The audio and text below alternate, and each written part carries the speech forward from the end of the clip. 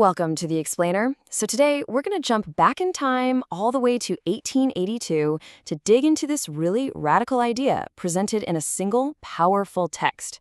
The idea that miracles never actually stopped. You know, the source material we're looking at here, it doesn't just ask this question, it basically shouts the answer.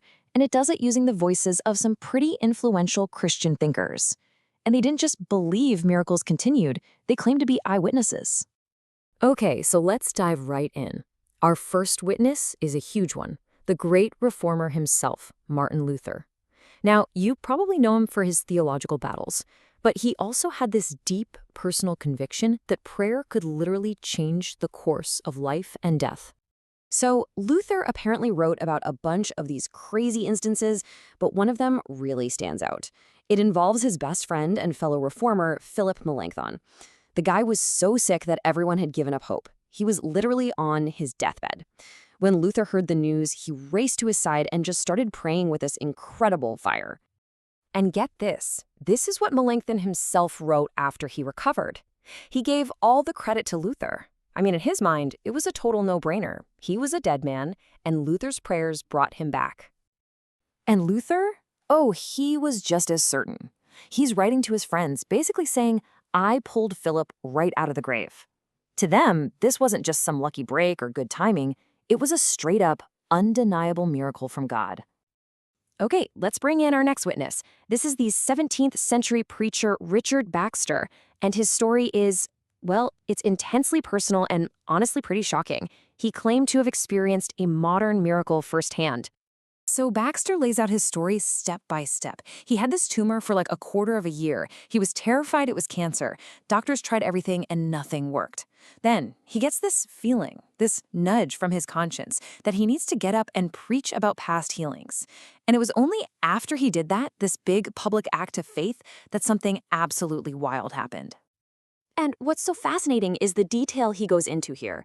He makes a huge point of saying that not even a scar, a cicatrix, as he puts it, was left behind. Now, for Baxter, that was the smoking gun. A tumor just vanishing without a trace. That, to him, was God's signature, not some natural recovery. So after hearing these really dramatic personal stories, you might be wondering, well, how did other theologians explain this? Why did these things seem so rare? The argument that starts to build isn't that God just stopped. It's that something else was going on. Enter Edward Irving. He was this fiery, pretty controversial preacher back in the 19th century, and he had a really bold theory. He basically accused the church of taking what he called an exegetical penknife, which is a fancy way of saying a Bible-interpreting knife, and just cutting out all the promises of miracles. Why? Because they just didn't have the faith for them anymore. And he used this amazing analogy to explain it. It really gets to the core of what he was saying. The gifts weren't gone for good, you see. They were just dormant, like a tree in the dead of winter. The church had become cold, full of unbelief, but Irving believed that a return to faith, what he calls a more genial day, could make them all bloom again. And he wasn't alone. Another theologian, Thomas Erskine, basically said the same thing. He argued that, look, if you actually read the New Testament and take it seriously, the fact that there aren't miracles happening all the time is way more bizarre and harder to explain than if they were happening. So what's the big takeaway here? For all of these major thinkers, faith wasn't just some abstract idea. No, it was a real, tangible power that could literally change the world around them. And their stories, when you put them together, they build this really compelling historical case. So if we put it all together, their argument becomes super clear. 1. Miraculous gifts didn't stop with the apostles. 2. They were supposed to be a permanent thing for the church. 3.